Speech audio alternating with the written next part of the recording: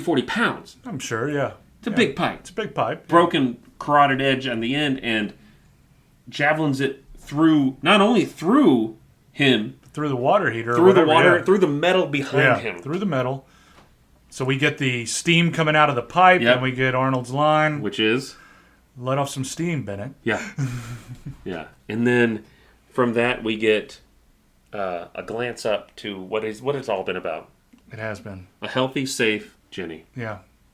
Doesn't know how to make a sandwich, but she's there. That's something they're going to work on later. Gosh, if you ever thought like he was like a paranoid father before, what's it going to be now? Yeah, she's getting up with him at 4. Right.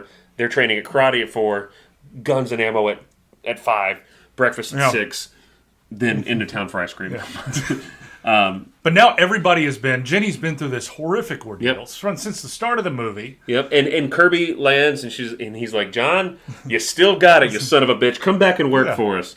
It's a little insensitive. It is. But he's walking with his daughter. It's not like he has him by himself. Right. No, his daughter's there. He's carrying her. Yeah. Just pump the brakes, Kirby. Kirby's like, oh, this is great, John. Wow, you can kill a lot of people. Hey, we're going to need you. And he's like, no. And then this wife that's never referenced. No. We don't know why this girl is motherless. She could have been adopted. I don't know. Yeah. It's never referenced. I like to think her mother died. I don't like to think that, but it's probably the case, right? Yeah. Maybe Schwarzenegger just got an itch, had to have a kid, went to the foster system, and just found one he liked. You know what I like to think? I like to think that she died while Arnold was away. Mm-hmm. And that's why he's such an attentive, like, this is all I have now. I made a mistake when I went back to Fallujah or whatever he did, maybe. And that's never referenced. That's just my hope. I like to think that it might be Bennett's daughter, and that's why he has to raise her so good. And Bennett's the hero in all of this. Just trying to get his kid back. This girl, Jenny, runs right up to Ray Dong Chong. Like they've known they've been through it. This is their first time meeting. Yeah. I would have been fine if they didn't hug at the end. Oh, yeah. Easily. Arnold can hug her and just be like, you should know this is... She saved my life, basically, or something like that. And she's going to be...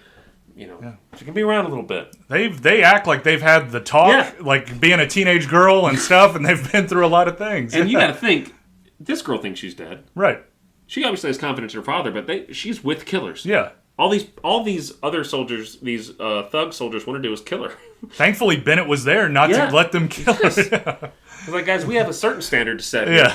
And they fly off into the sunset, so to speak. Yeah. And we get a great ending. We fight for love!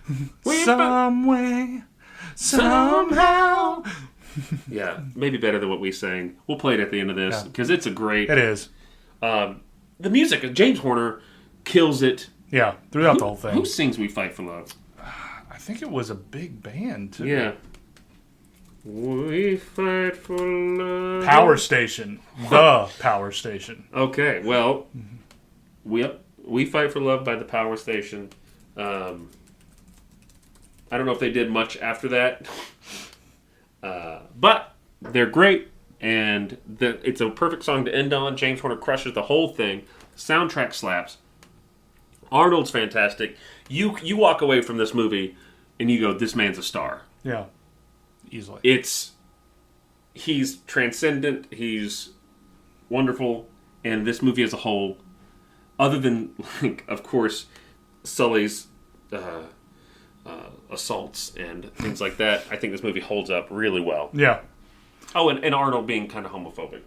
That too. Did you know that the Power Station also sang the song The Heat Is... Or not... Well, they did sing The Heat Is On. Really? But they also did Some Like It Hot. Remember remember National Lampoon? Some like it hot and some not when the heat is... That was the Power Station. Wow. Yeah. You know, I wrote them off as a one-hit wonder for We Fight for Love, which wasn't even really a hit, but good for them. They did their 4 songs and just made it, man, and just killed it. Yeah. Good for them. Is them. that the same... The Heat Is On? The Heat Is On. Is that the same one? I could absolutely see it being that. Crazy. Yeah. Some Like It Hot. Lonely Tonight. Communication. get it on. I don't see them doing a lot of soundtracks. Ah, it was because you know who was in the Power Station? Who? Robert Palmer. Whoa. Man. So he just started his own thing. Yeah. Okay, well. So was that Palmer singing We Fight for Love then, I wonder? God. Lead and background vocals, Robert Palmer. Good, wow. Wow. We were blessed by a legend. We were. And we didn't even know it. That's huge. Yeah. So as Marcus said, there were plans for a sequel. Those fell through. This movie did get a sequel eventually. It did, yeah. Straight to video. And a third, too, straight to video, yeah. Well, that's a shame. Yeah. Gosh, that's a shame. And I read that a lot of their things was like, who's going to replace Arnold? Yeah. And I get that, but like, what? You had Danny Glover replace him. Yeah. In Predator 2. Yeah. What are we thinking here? Like, you could easily have just a good-looking, strong-looking person. Get Lundgren in there. Yes. Yeah. And all you have to do, here's my plot. There's one guy they missed. Oh. There's one guy, I don't know. There's one guy of all the people okay. and it's like, maybe he worked with Matrix, you know, maybe not, he wasn't full-time team, but they always went to him. Yeah. And so, like... He was so kind of under wraps. Yeah. And Matrix gets killed. There's a person who kills Matrix finally, and the movie starts there. Yeah. And he gets called by Kirby, and he's like, okay, well, time to dust off the old boots and get back to work. Yeah, it could be Statham. Yeah. Could be Statham. And Alyssa Milano. There you go. Oh, bring her back. Yeah. And she has to, and she's like, they got him. That'd be good. And he hangs up the phone. He's like, I'll be there. What are you going to do? What are you going to do? What are you going to do? Where's my mother? I gotta talk to my mom. I don't really have a Jason Statham. Gosh, I can't wait to do Crank too.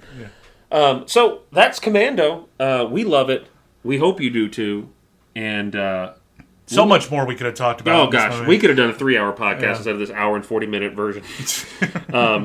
But this movie's great. We have some fun things coming up. We are going to. I don't know, one of my favorite things to do, Marcus, and with you and with other friends who enjoy movies of the same type, I love going to movies, and when I'm done, I love riding home in the car or driving home or riding home on the train and talking about them. So there are a few movies coming out of importance, and one movie that's already out is Wrath of Man. Yeah, speaking of Statham. Speaking of Statham, and of course, Fast and the Furious 9. Yeah. Which is already getting some early rave reviews. Yeah. And so Marcus and I are going to go see these movies, and we're going to do a little brief bonus episodes of us just leaving the theater, talking about them immediately. That energy, just the nostalgia of leaving a place, being like, "Did you see that? That shit was crazy." Yeah, we haven't seen an action movie together yet since COVID. Yeah, no. So this will be big, and Wrath of Man is supposed to be extremely violent. Yeah, I'm excited for it. It looks fun. Looks like a lot of fun. You also really liked Homefront. I did love Homefront. Yeah. Oh, Homefront's great. Franco in that was great. Man, everybody's great in that. Let's put Jason Statham in the West, in like the southern... Oh, yeah. Love that. Put an American hat on him. Let's see what happens. Why not? And so this movie is apparently like that. He's a... daughter gets killed, maybe? Son gets killed. Yeah, during a bank robbery, so he goes in just as a guard. He just gets a job as a guard so he can just find these guys and kill them again. All day. I'll watch it. And of course, F9 of maybe the highest grossing franchise of all time at this point. I mean, it's got to be one up there. I mean, there's just so many movies. And each one has been successful except for 2. Yeah. And Tokyo Drift. Oh, shut your mouth. I know, it's great. I really, I just don't like Little Bow Wow. This Hulk car. But anyway, so look for those, and we'll still have a regular episode coming out next week. We'll let you know what that is. But otherwise, thank you for joining us, and catch us again on Bullets, Bourbon, and Karate. Jenny!